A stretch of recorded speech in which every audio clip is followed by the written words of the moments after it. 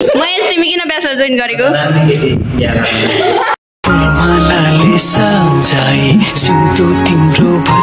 तिमी किन ब्याचलर पढेको पढ्नुको उद्देश्य नै केटी हो उत्तेजित हुन्छन् पढ्नु सक्दैन होइन होला के हो के बोले भाइ के बोले के जथाभावी बोले तिमी किन ब्याचलर पढेको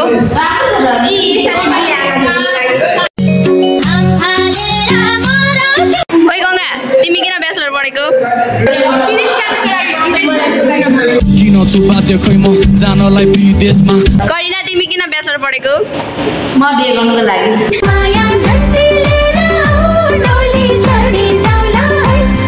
म चाहिँ खोइ के हो के मेरो पनि उद्देश्य छैन होला सायद अब साथीहरूको उद्देश्य छैन नि मेरो पनि उद्देश्य छैन